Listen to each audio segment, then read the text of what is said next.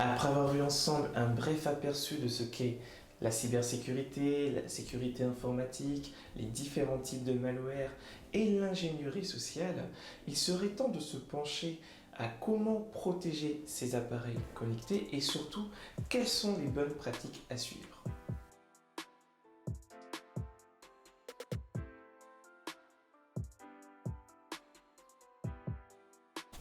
Hello les amis, c'est Eric de la chaîne Trick Mindset. Si tu es nouveau sur cette chaîne, sache qu'ici tu retrouveras des tips et astuces sur l'entrepreneuriat, l'éducation financière et le développement personnel. Nous irons aussi à la rencontre d'entrepreneurs afin qu'ils puissent nous présenter leur parcours et dont le but est de te pousser à passer à l'action. Donc si ces thématiques t'intéressent, une seule chose à faire, abonne-toi, active la cloche de notification et partage au maximum cette vidéo. Tu retrouveras aussi dans la barre de description un petit e-book te présentant 5 pistes où investir ton argent. Donc, si tu as des doutes ou des hésitations à savoir où placer ton argent, nous pensons que cet e-book pourra t'être utile. Maintenant que cela est fait, rentrons dans le vif du sujet. Dans ce dernier épisode de cette mini-série, nous allons donc voir ensemble comment protéger son ordinateur ou appareil connecté et quelles sont les bonnes pratiques à suivre. La protection principale d'un ordinateur ou appareil connecté est un antivirus. On dit antivirus, mais il est préférable de dire anti-malware. Le rôle d'un antivirus est la protection du système d'exploitation de l'utilisateur. Il doit se placer entre les applications utilisées et le système d'exploitation. Souvent, on ne voit l'antivirus que via son interface graphique, mais ce n'est que la partie visible de l'iceberg. Un antivirus écoute le système complet en examinant en temps réel les fichiers, les processus lancés par un utilisateur ou de façon automatique par le système.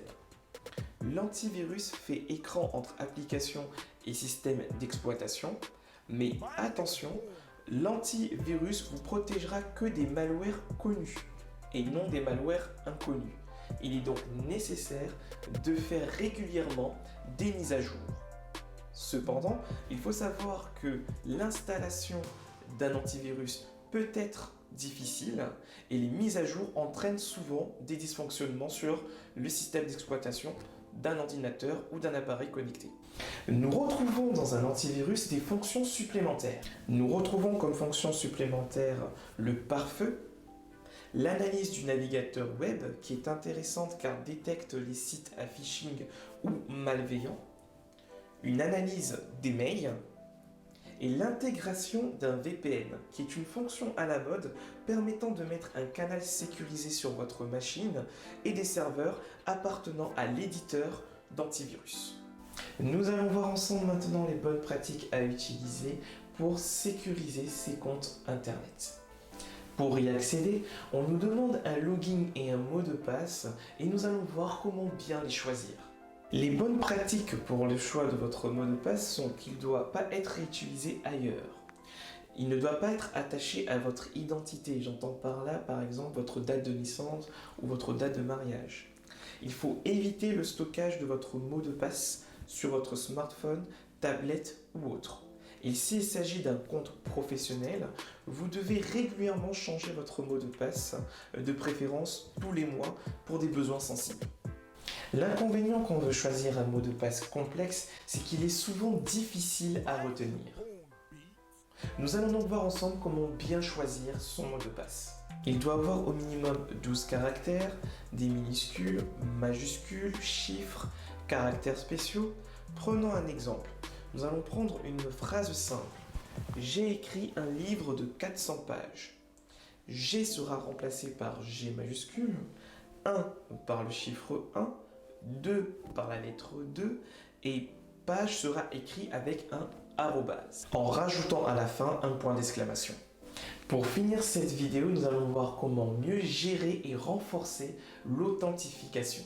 Nous avons un mécanisme 2FA qui signifie mécanisme à double facteur où il faut présenter à la ressource informatique à laquelle on se connecte deux moyens de valider son identité.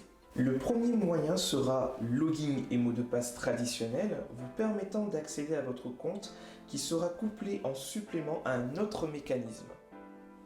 Les autres mécanismes sont assez nombreux. Vous connaissez sûrement déjà le mécanisme par SMS. À la création de votre compte, vous indiquez votre mot de passe ainsi que votre numéro de téléphone. Vous recevez alors un code général, naturellement valable pour quelques minutes sur votre mobile, et vous permet de vous connecter ou de valider une opération, comme un virement sur une banque en ligne, par exemple. Le code reçu est à usage unique et limité sur une durée de temps. On appelle ça OTP pour One Time Password. On va pouvoir également utiliser des applications dédiées sur lesquelles sont affichés un code de connexion temporaire. Cette application peut être utilisée sur l'ordinateur en question ou sur un téléphone mobile. Au lieu d'utiliser une application, on peut aussi déporter le mécanisme d'authentification sur une clé USB affichant un code temporaire qui est physiquement relié à la machine de l'utilisateur.